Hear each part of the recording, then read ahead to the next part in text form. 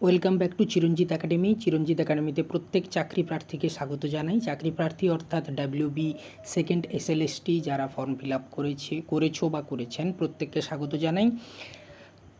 School service commission আবারও notice upload করেছে। দুটো নোটিশ আমরা পেয়েছি, একটা লিস্ট 1 একটা লিস্ট 2। সেটা আমরা ডিটেলে জেনে নেব। সুপ্রিম কোর্ট, মহামান্য সুপ্রিম কোর্টের আদেশ অনুযায়ী এই নোটিশ স্কুল সার্ভিস কমিশন জারি করেছে, যেখানে কোন কোন প্রার্থীদের অ্যাপ্লিকেশান অ্যাকসেপ্ট করা হয়েছে এবং কোন কোন প্রার্থীদের অ্যাপ্লিকেশান রিজেক্ট হয়েছে সেই বিষয়ক যে আদেশ সুপ্রিম কোর্ট দিয়েছিল সেই অনুযায়ী স্কুল সার্ভিস কমিশন নোটিশ জারি করেছে। এটা একটা এই মুহূর্তের একটা বিশাল বড় আপডেট, একেবারে বলা যেতে পারে হিলিয়ে দেওয়া আপডেট। ঠিক আছে, তো চলো আমরা সময় নষ্ট না করে সেই নোটিফিকেশানটা একটু দেখে নিই কীভাবে নোটিফিকেশানটা প্রকাশিত হয়েছে। আমরা নোটিফিকেশানে চলে আসছি, একটুখানি নোটিফিকেশানটা আমরা দেখে নেব। এখানে বলা হয়েছে, দেখো, in compliance with the order of honourable supreme court of India dated 28/8/2025 অর্থাৎ 28শে আগস্ট 2025-এ সুপ্রিম কোর্ট, প্রত্যেকেই জানো যে একটা অর্ডার দিয়েছিল, সেই অর্ডারের কথা এখানে বলা হয়েছে। এবং সেখানে যে মেন পয়েন্টটা দেখে নাও, বলা হচ্ছে the list of candidates as mentioned in the list 1 is attached below. একটা লিস্ট, ক্যান্ডিডেটদের একটা লিস্ট পাবলিশ করা হয়েছে লিস্ট 1 হিসেবে। কাদের না, হু ওয়ার সিলেক্টেড, এই জায়গাটা একটু ভালো করে দেখবে, who are selected, whose selection has been set aside by the honourable high court and confirmed by the honourable supreme court. অর্থাৎ এই যে লিস্টটা প্রকাশ করা হয়েছে এই লিস্টটা অনারেবল সুপ্রিম কোর্ট কনফার্ম করেছে এবং সেটা পাবলিশ করা হয়েছে অফিসিয়াল ওয়েবসাইটে West Bengal central school service কমিশনে। ঠিক আছে, এবং এই লিস্টটা যদি আমরা দেখতে পাবো, একটু ওপরের দিকে চলে যাচ্ছি, দেখে নাও। এই লিস্টে এখানে বলাই আছে, list of candidate as per notice number এত 30/8/2025, আজকের ডেটের নোটিশ। হ্যাঁ, এটাকে এই লিস্ট 1 বলা হচ্ছে। এই যে এখানে দেখতে পাচ্ছি আমরা লিস্ট 1। এখানে দেখো আমরা সিরিয়াল নাম্বার এখানে দেখতে পাবো, 1 নাম্বার সিরিয়াল থেকে শুরু হয়েছে। এখানে 1 নাম্বার সিরিয়াল থেকে শুরু করে দেখে নাও একেবারে নিচের দিকে আমরা চলে যাচ্ছি। মোট 34 পাতার লিস্ট, এবং এই 34 পাতা বলতে এই যে এখানে দেখতে পাচ্ছ যখন কারসারটা করছি সেখানে 34 দেখাচ্ছে। তার মধ্যে একটা পেজ নোটিফিকেশান এবং টোটাল লিস্টটা আছে 33 পাতাতে।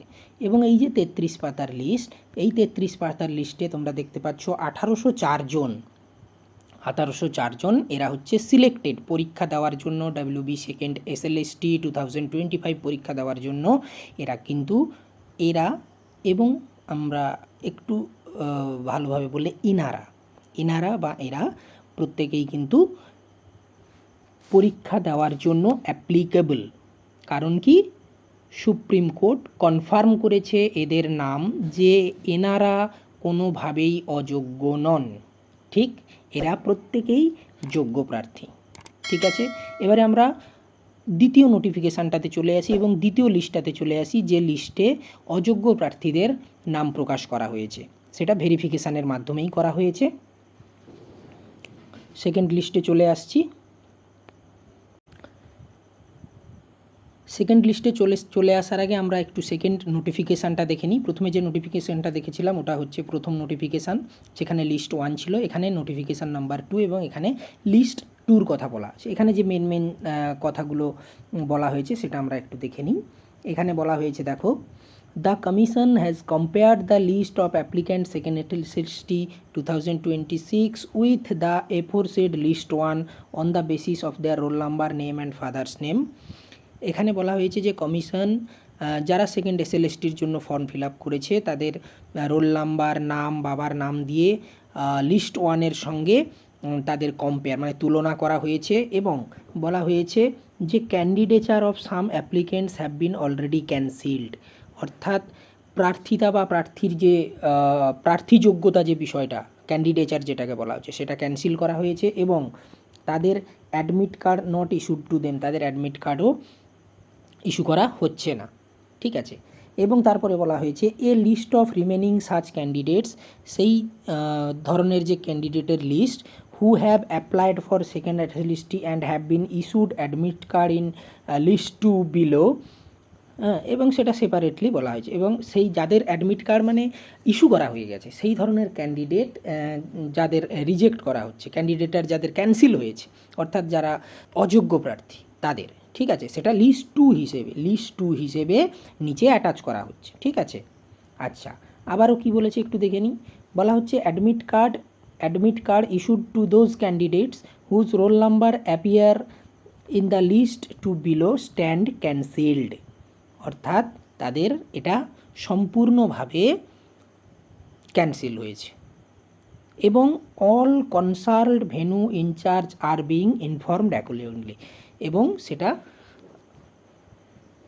যারা ভেন্যু ইনচার্জে আছে, ভেন্যু ইনচার্জ তথা হচ্ছে যে স্কুল বা যে শিক্ষা প্রতিষ্ঠানগুলোতে পরীক্ষা নেওয়ার ব্যবস্থা হয়েছে সেই শিক্ষা প্রতিষ্ঠানে যারা চার্জে আছে পরীক্ষা দিনে ভেন্যু ইনচার্জে, সেটা প্রত্যেককেই জানানো হচ্ছে। এবং এখানে আরও একটা বিষয় ক্লারিফাই করা হচ্ছে। কি ক্লারিফাই করা হচ্ছে? It is clarified that if any tainted candidates from first SLST 2016 selection process are issued provisional admit card, যদি তাদের প্রভিশনাল অ্যাডমিট কার্ড ইস্যু হয়ে থাকে, দে শুড নট অ্যাপিয়ার, দেখো ভালো করে দেখো, তাদের কোনোভাবে অ্যাপিয়ার করা উচিত নয় ইন দ্য সেকেন্ড এসএলএসটি, ঠিক। It is further clarified that all admit cards are provisional and do not create any right in favor of the candidate is in respect of their eligibility. এটা পুনরায় আবার commission confirm এটা clarify করছে যে provisional admit card দেওয়া হয়েছে এটা কিন্তু একেবারে তাদের এলিজিবিলিটির পুরো ফেভারে যাচ্ছে না। কোনো রকম যদি কোনো কারণে কোনো ফল্ট দেখা দেয় বা কোনো ভুল দেখা দেয়, সেক্ষেত্রে কিন্তু অ্যাডমিট কার্ড ক্যান্সেল শুধু নয়, ক্যান্ডিডেচারও ক্যান্সেলড হচ্ছে। কেমন? দেখো, eligibility will be checked physically, তার এলিজিবিলিটি ফিজিক্যালি চেক করা হবে at the time of verification at the post examination test, ঠিক আছে। মানে লিখিত পরীক্ষার পরে, পোস্ট এক্সামিনেশান টেস্ট মানে এই যে পোস্ট এক্সামিনেশান টেস্ট কথাটা বলা হয়েছে, লিখিত পরীক্ষার পরে সেটা যখন ফিজিক্যাল ভেরিফিকেশান হবে, সেখানে যদি কোনো রকম কোনো ত্রুটি দেখা যায়, সেটা কিন্তু ক্যান্সেল হচ্ছে, ঠিক আছে। তাহলে এখানে মূলত যে বিষয়টা বলা হয়েছে কি না, এখানে যাদের ক্যান্ডিডেচার ক্যান্সেল করা হচ্ছে, যারা টেন্টেড, যারা অযোগ্য প্রার্থী, যেখানে মহামান্য সুপ্রিম কোর্ট বলেই দিয়েছিলেন যে তাদের কোনোভাবে যেন পরীক্ষায় বসতে দেওয়া না হয়, এবং যদি কোনোভাবে বসতেও দেওয়া হয় তাহলে কিন্তু পুরো প্যানেলও আবার ক্যান্সেল করা হবে, ঠিক আছে। তো সেই ক্ষেত্রে আমরা একটু দেখে নিই লিস্টটা, এর পরের পেজ থেকেই লিস্ট শুরু। দেখো, এখানে একটু জুম করে আমি দেখাচ্ছি দেখার সুবিধার্থে, এখানে বলাই আছে, দেখো, আচ্ছা আর জুম হচ্ছে না, ঠিক আছে। এখানে বলা আছে, দেখো এই জায়গাটাতে, list of candidate of second SLST 2025 9-10 whose admit cards are being or have been rejected as per notice number এত।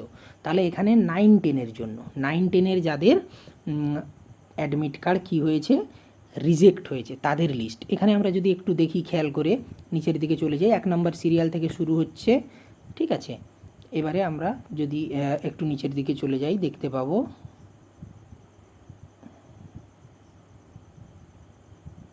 এখানেও প্রায় 63টা পেজ, 63টা পেজের মধ্যে একটা পেজ আছে তোমাদের কি বলে নোটিফিকেশান, এবং বাকি যে 62টা পেজ, ঠিক আছে, এই যে বাকি যে 62টা পেজ, এই 62টা পেজের মধ্যে দেখো 9-10-এর জন্য 1140 জনের অ্যাডমিট কার্ড কিন্তু ক্যান্সেল করা হচ্ছে, 1140 জন, ঠিক আছে, একটা বিশাল সংখ্যক নাম্বার। অর্থাৎ এই 1140 যে নাম্বারটা, এই 1140 নাম্বারটার জন্য যারা ফ্রেশভাবে অ্যাপ্লাই করছে তাদের কিন্তু অনেকটা সুবর্ণ সুযোগের তৈরি হচ্ছে, কারণ ভ্যাকেন্সি তাদের জন্য তৈরি হচ্ছে। কারণ কি, যারা অযোগ্য তারা যদি পরীক্ষা দিত তাহলে সেখানে কম্পিটিশানটা ওই সিটের জন্য রিজার্ভড হয়ে যেত, সেই কম্পিটিশান কিন্তু এই 1140 সিটের জন্য আর থাকছে না কোনোভাবে। তাহলে 1140টা সিট এখানে ফ্রেশ ক্যান্ডিডেটদের জন্য, প্রার্থীদের জন্য আবার তৈরি হচ্ছে নতুন করে, ঠিক আছে। আচ্ছা, এবারের যে তারপরের যে পেজে শুরু হচ্ছে নোটিফিকেশানটা, দেখো এখানে আবার বলেছে লিস্ট অফ ক্যান্ডিডেট অফ 11-12 যাদের রিজেক্ট হয়েছে। এখানে কতজন রিজেক্ট হয়েছে আমরা দেখে নিই। এখানে আবার দেখতে পাচ্ছ, এখানে 1 নম্বর সিরিয়াল থেকে শুরু হয়েছে, ঠিক। এবারে আমরা নিচে চলে যাই, একেবারে লাস্ট পেজে চলে এলাম। লাস্ট পেজে দেখো এখানে দেওয়া আছে 1020, অর্থাৎ 1020 জন। 11-12-এ তাহলে 1020 জনের নাম বা অ্যাডমিট কার্ড ক্যান্সেল করা হয়েছে, তাহলে এখানে আবার নতুন ভ্যাকেন্সি কিন্তু তৈরি হচ্ছে সেই 1020 জনের। তাহলে ওখানে আমরা প্রায় 1100-র ওপরে সিট পেলাম, আর এখানে ভ্যাকেন্সি হচ্ছে প্রায় 1020। তাহলে সেই হিসেবে আমরা যদি দেখি প্রায় 2100 মানে 2100 সিটের বেশি আরও ভ্যাকেন্সি তৈরি হচ্ছে, যেখানে কিন্তু চাকরি পাওয়ার সুযোগ, স্কুল শিক্ষক হওয়ার সুযোগ সসম্মানের সঙ্গে নতুন করে শুধু সুযোগ বলা ভুল, এখানে সুবর্ণ সুযোগ তৈরি হয়ে যাচ্ছে। এটা কিন্তু আজকে বিশাল বড় একটা আপডেট, তোমাদের এই আপডেট দিলাম। আর এই আপডেট বিষয়ে যদি আর কোনো কিছু জানার থাকে অবশ্যই কমেন্ট বক্সে কমেন্ট করে জানিও, আমি আবারও আপডেট দেবো, আবার যে ধরনের নতুন আপডেট আসবে আবারও দেবো। এটা এই মুহূর্তের বিগ ব্রেকিং নিউজ, ঠিক আছে? কেমন? তাহলে এই যে ক্যান্সেলড অ্যাডমিট কার্ড বা অযোগ্য প্রার্থীদের যে পরীক্ষাতে বসতে দেওয়ার সুযোগ দেওয়া হচ্ছে না মহামান্য সুপ্রিম কোর্টের আদেশ অনুযায়ী, এক্ষেত্রে যে নতুন সিট তৈরি হয়েছে তার জন্য কম্পিটিশান অনেকটাই শিথিল হচ্ছে। যারা ফ্রেশভাবে ফর্ম ফিল আপ করেছে তাদের জন্য তারা ভালো করে প্রিপারেশান নাও, তার সঙ্গে সঙ্গে ভালোভাবে পরীক্ষা অ্যাটেম্প্ট করো। Best of luck.